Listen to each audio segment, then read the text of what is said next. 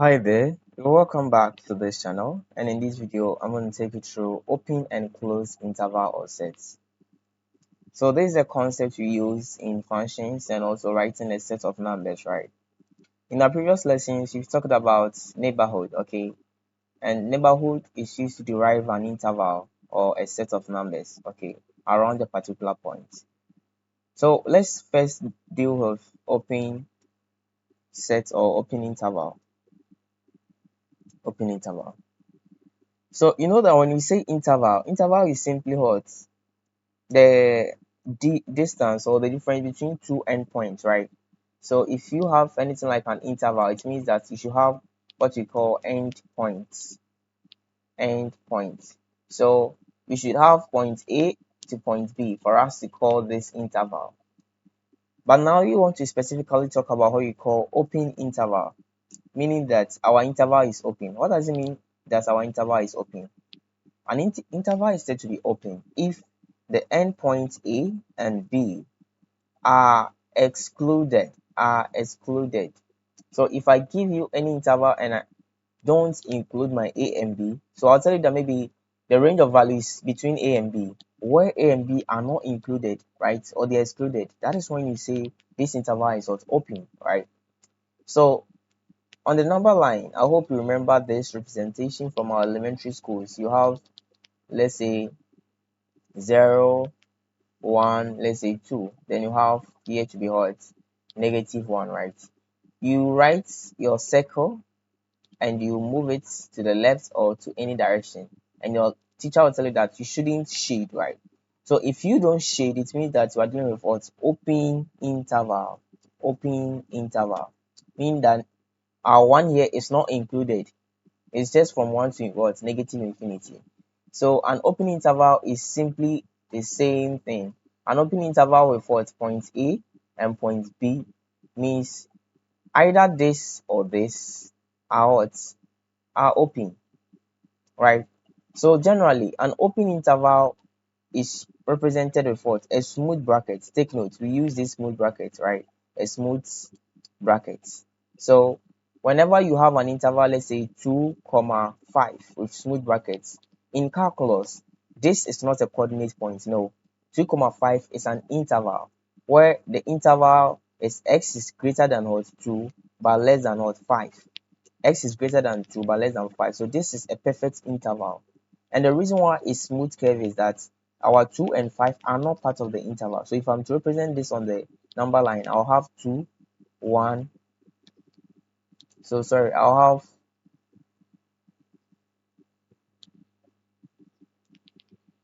going to have something like 1, 2, 3, 4, 5, right? So I'll start from 2 and I'll move towards 5. But these endpoints are not included. So this is what we call an open interval.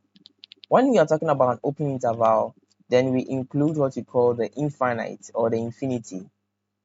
Whenever you are having an interval including an infinity, it is strictly open, right? So you can never include infinity in your interval. So whenever you see infinity, just introduce your what? Open your smooth brackets like this, comma, positive infinity, right? And you can have let's do the closed set now, and after I explain to you half open and half closed, right? So this is what a closed set is, right?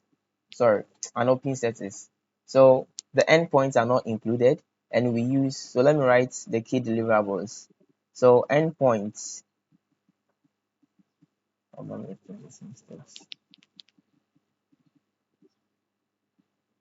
so the endpoints are not included, and we use our normal smooth brackets, right? Smooth brackets. Then also all infinite is all, let's say all infinite numbers, right? Infinite numbers is open, right? Let me say it that way. Okay. Now let's go to closed sets.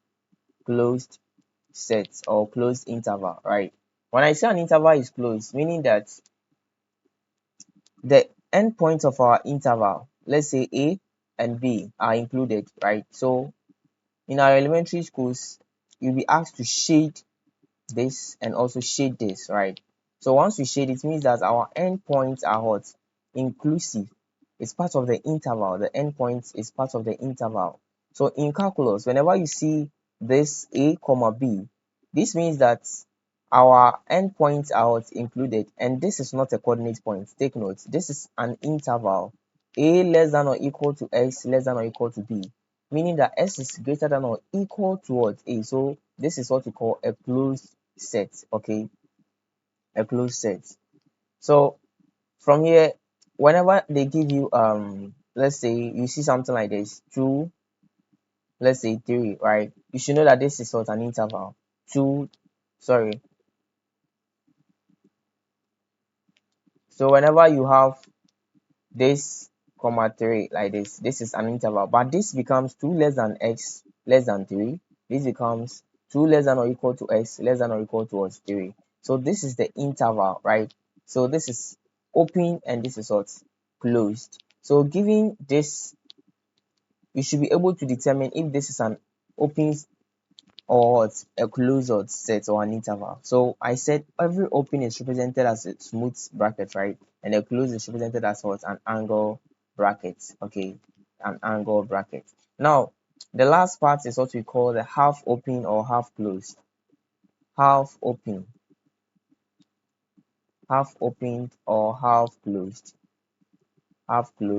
sets. So for this type of interval, you will have half of the interval closed and half what? Open. So a typical example, you can have A and B. This one wouldn't be shaded, but this place will be what? Shaded, right?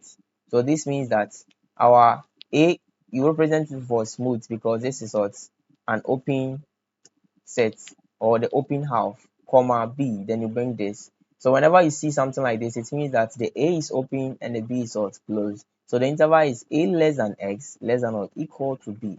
Take note. A less than x less than or equal to B. So let's do this slide representation. So let me give you some examples. So you can have something like comma negative infinity,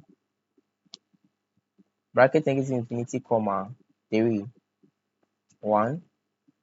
Number 2, I have open 5, comma 16. 3, I have close negative 1, comma 0.